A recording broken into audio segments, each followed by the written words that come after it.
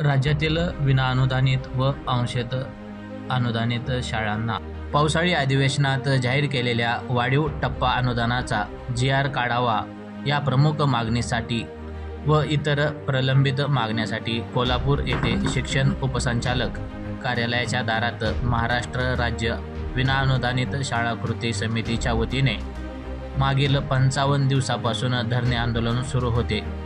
या दरम्यान विनाअनुदानित शाळा कृती समितीच्या वतीने वेगवेगळे आंदोलन करून शासनाचे लक्ष वेधून घेण्याचा प्रयत्न केला, परंतु प्रत्येक आंदोलनात शासनाने केवळ आश्वासने दिले, पण वाढीव टप्पा अनुदानाचा अद्याप GR काढला नाही।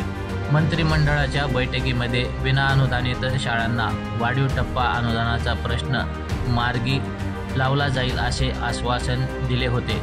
दरम्यान सोमवार 23 सप्टेंबर रोजी मंत्रिमंडळाची बैठक झाली।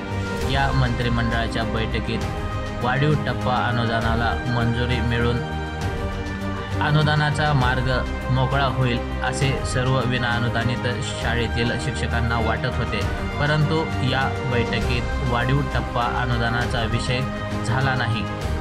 दरम्यान पुढच्या मंत्रिमंडळाच्या बैठकीत वाढीव टप्पा अनुदानाचा निर्णय होईल असे पुन्हा एकदा आश्वासन दिले।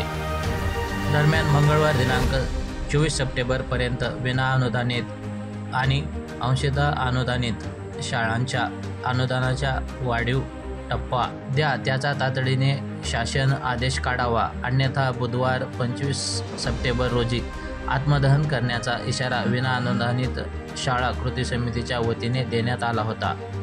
या संदर्भात बुधवारपर्यंत कोणताही निर्णय झाला नाही, त्यामुळे आंदोलन करणाऱ्या विनाअनुदानित शाळेतील शिक्षकांनी बुधवारी रोजी आत्मदहन करण्याचा निर्धार केला होता व हे सर्व शिक्षक आपल्या आत्मदहनाच्या निर्णयावर ठाम असल्याने कोल्हापूर पोलिसांनी खबरदारीचा उपाय म्हणून विनाअनुदानित शाळा कृती समितीच्या राज्य उपाध्यक्ष खंडेराव जगदाळे आणि त्यांच्यासह आंदोलनात सहभागी शेकडो शिक्षकांना ताब्यात घेतले आहे।